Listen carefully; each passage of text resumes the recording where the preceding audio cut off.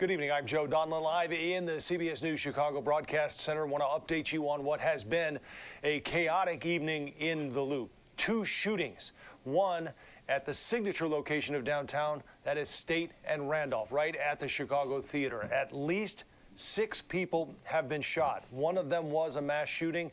Shortly after that shooting, there was another shooting nearby at Adams and Dearborn. Let's get right to our Charlie DeMar. One ends and then another one. Is it like the same person, or was it like coordinated, or it's just Chicago being Chicago? He is live at the scene of that first shooting, Jesus State Christ. and Randolph. Charlie, what is the latest?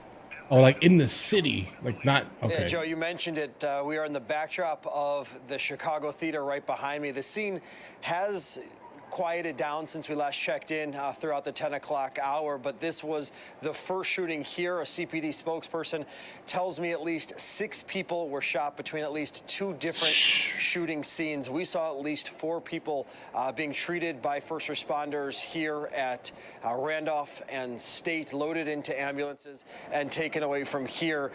While we were out here, there was another shooting scene that happened just blocks from where we are now. Alderman Brian Hopkins tweeted out just a few moments ago. He says that one of these victims, that there's at least one person with critical injuries with life-threatening gunshot wound to the torso.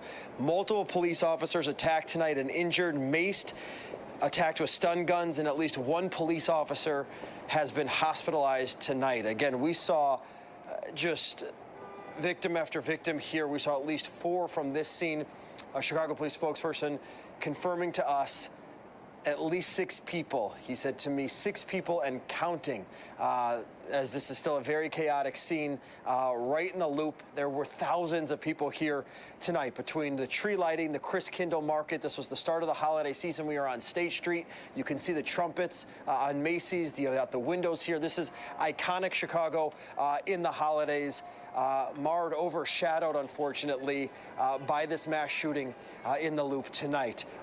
Chicago police, they are obviously still out here, still trying to gather details from looking at the victims who were loaded into these ambulances. These are young people. These were teenagers. Okay. We've seen Chicago police officers after the shooting telling some of these young kids who are still down here to go home. The night is over. There is no reason for them to be here unaccompanied. Joe, that's what we've gathered so far, and of course, still a lot more to come tonight. Yeah, guys, I would have 100% put a curfew specifically on Chicago. Like the south and west side of Chicago, in fact, needs a curfew. If I see you outside, you're going to jail. And it is what it is here. We're going to go ahead and we have to fix things here and understand this here. J.B. Pritzker, specifically the governor of Illinois, is not trying to do anything. He's not trying to do a single thing. He thinks that you could still go to these ghettos and then have conversations like audibly with people. No, you need to stick. Okay. So how about we get to the point where we can kind of come together like as a whole, right? Sit Brandon Johnson down, also the mayor of Chicago, sit them both down and say, you know what, guys, listen, we're going to go ahead and actually bring the stick out. And the stick obviously is a National Guard. So instead of consistently declining Trump for the sole purpose of him trying to actually fix something here, how about we actually fix something here? Because the people that are consistently losing their lives in Chicago would have probably loved the fact that they were alive the next day if the National Guard was there. Let's just say this here. Like, we've already seen the track record. We've already seen the actual rate of people meeting their extinction go down, specifically in DC, in Memphis, right? Like we've seen these things. So what exactly are we doing here? Just allowing people to lose their existence? Like, I see in the comments here, you're celebrating, but then we have to have a funeral. Is that, guys, come on. Like, this is super frustrating to me, bro. Charlie, a couple of points here for I'm tired of Brandon really Johnson. Tired of him. This afternoon, you and I had talked about the possibility of a lot of chatter online. No, they wouldn't have. There might be some of these sort of teen takeovers, if you will, tonight. When we hear these, and there's this much chatter about it, typically they don't happen. But tonight, there was concern, at least even at the tree lighting earlier tonight. City officials were aware of this online chatter. Is there any indication that what's happened tonight led from what we all thought might be a possibility tonight? Yeah, over the years, these teen takeovers have been an issue, have been a focal point for Chicago police. Social media was filled with young teenagers saying they were planning on coming down to Millennium Park. So if I know it, if we know it, if the media knows it, that kids are planning on it, certainly Chicago police investigators who spend a lot of time on social media, they were aware of it and presumably prepared for a large influx of young people. But just walking downtown, you could tell, there were a lot of people here, a lot of young people here unaccompanied. Teens, people who looked under the age of 18, without adults, without supervision. How does that even happen? Usually when they are telegraphed, when there is a lot of chatter, then police will ramp up their patrols. They'll be vocal about it before it happens, and a lot of times that does deter something from happening. Those teen takeovers won't happen. A lot of times these events happen out of the blue, that no one is prepared. We've seen usually when it goes from winter to the warmer months that Chicago police, for a lack of a better word, they've been questioned or criticized for being caught flat-footed when there are a large influx. But that wasn't tonight. There was a huge show of force here downtown tonight. Chicago police were prepared for people, for families, and for the possibility of young people downtown. This is not something new. This is not something novel just this year for the tree lighting. We have asked the mayor this before. We've asked Superintendent Snelling and other superintendents of the Chicago Police Department what plans are ahead of large gatherings like this when there has been instances of, unfortunately, violence. They have no plans, guys. Groups of young people who make it, unfortunately, unsafe for the majority of the people who came here to have a good night with their families, to see the tree in Millennium Park, to go get some mulled wine, some candied nuts at Chris Kindle Market, look at the windows, enjoy Christmas. Unfortunately, the loop is covered in crime scene tape. It really is hard to see, hard to fathom that. Bro, it's just a Thursday night, guys. Of the joy of the holiday with flashing police lights, crime scene tape right here in the loop. Yeah, it really has been it's super old school. an enjoyable evening up until this point. But Charlie, I have to say that it was bubbling up even earlier when I left the tree lighting ceremony at about. Yeah, they 100% need a curfew. I have no idea why you're even allowing this to consistently happen. And I think it is, in fact, time to put specifically under the age of 18 on a permanent curfew, because these are the ones who are generally losing their existence, guys. 8 o'clock tonight, there were undercover security who said to me, "Where are you going?" And I said, "Back to the studio." And they said, "Not now. No. This is we'll give you an escort." So at that point, it was bubbling up, and I saw a lot of the teens you're talking about who were by themselves. But I do bring that up because you saw a lot of the folks who have been injured, and you thought, at least from your eye, they were young. Some of these victims were young. Let's set up and go back, because this started right before 10 o'clock, right as our newscast went on the air. When you got there, you saw 2 victims on the street, but that was just the beginning, right? Because there were at least 2 more ambulances and maybe even 3 that came over the next 15 or 20 minutes. Yeah, it was noticeable right here in front of the Walgreens, right at the corner.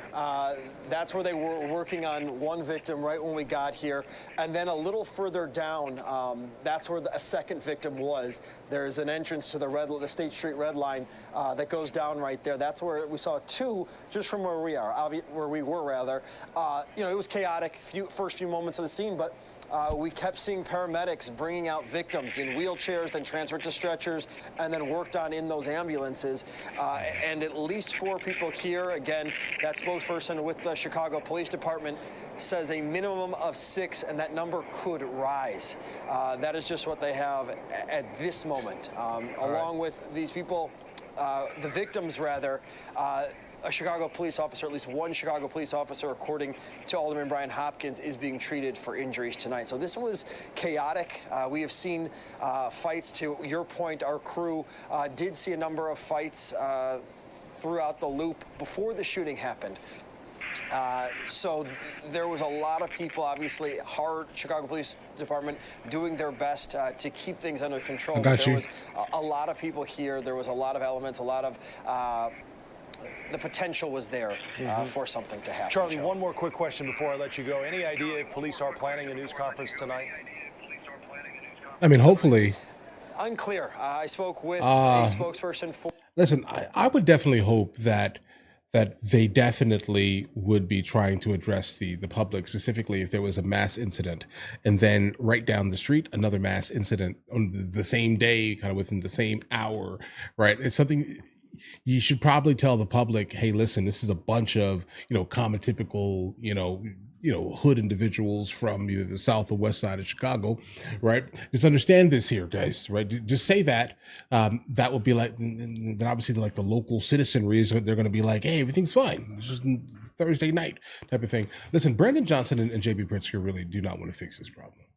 That's kind of where I'm at on this one right here. They do not want to fix this problem. If they in fact did, then they would actually take the help here, guys, because this is. Are we sick of this yet, guys? No? Okay. The Chicago Police Department about a half hour ago. That's when we were here at this scene, again, right by the Walgreens at Randolph and State. As we were here, I had a conversation with him, trying to get some preliminary information. We were talking, and as that happened, there was another shooting that broke out just down the street on Dearborn here, Dearborn and about Adams. And I asked him, do you think you're going to be speaking tonight? He didn't have clarity on whether or not the Chicago Police Department brass, whether that is Superintendent Larry Snelling or another white shirt, another supervisor, would give an update once they have this under control. But it is going to take some time for Chicago police to understand what they're dealing with before they can give clarity to what happened tonight. No doubt. A lot of pieces to put together. Charlie, thank you very much. Live for us at State and Randolph. Speaking of that second shooting, let's go now to that location. Adams and Dearborn. Our Noel Brennan is there. And Noel, I understand 2 ambulances have just passed behind you there. Yeah, a lot of activity, Joe, in the past couple minutes. You mentioned those ambulances. You see Chicago Police Department vehicles pulling in behind me. Officers have been milling around here. The whole intersection has been taped off with yellow police tape. There's some red police tape as well. Looks like there's some clothing that has been left in the middle of Dearborn. We don't have the number of victims in this shooting. We don't know injuries at this point. Still trying to gather some information here at the scene.